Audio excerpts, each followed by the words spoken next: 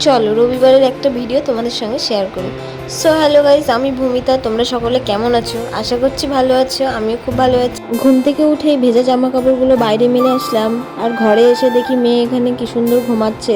আজ তো রবিবার, সকাল থেকে তেমন কোনো চাপই নেই, কারণ মেয়ের স্কুল বন্ধ। তারপর আমি এখানে ফ্রেশ হয়ে চুল টুল বেঁধে চলে এসেছি রান্নাঘরে।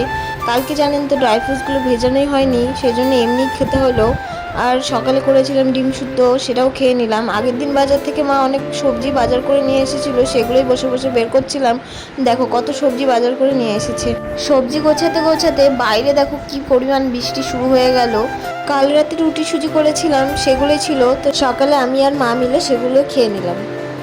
আজ দুপুরে রান্না করব ডিম, তাই ডিমগুলো আমি আগেই সিদ্ধ বসিয়ে দিয়েছিলাম। খাওয়া দাওয়া করে আমি রান্নাঘরে চলে এসেছি, আর এসে ভাতটাও বসিয়ে দিয়েছি।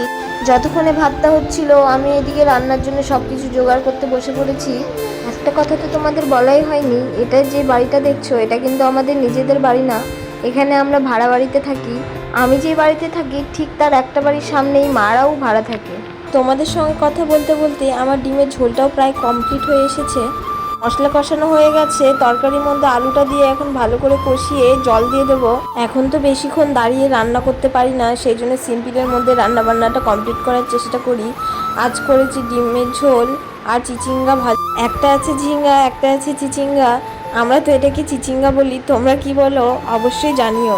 রান্না আমার কমপ্লিট হয়ে গেছে, তখন মেয়ে ঘুম থেকে উঠে ওর দিদুনের কাছে বসে আছে। রান্নাঘর পরিষ্কার করে চলে এসেছি ঘরে।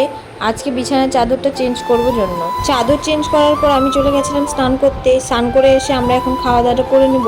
আমি যেই বাড়িতে ভাড়া থাকি ওই বাড়ির কাকিমা রাতে করেছিল মাটন, আমাকে দিয়ে গেছিল। রাতে যেহেতু খাওয়া হয়নি, ফ্রিজে রেখে দিয়েছিলাম, আজ সকালে সেটাই গরম করে নিয়েছি। আমরা এখানে খেতে বসে পড়েছি। মেয়ে তো খেলা করছিল, সেজন্য মেয়েকে স্নানটা করানো হয়নি। মেয়ে আমার সঙ্গে বসে খাওয়া দাওয়াটা করে নিচ্ছিল।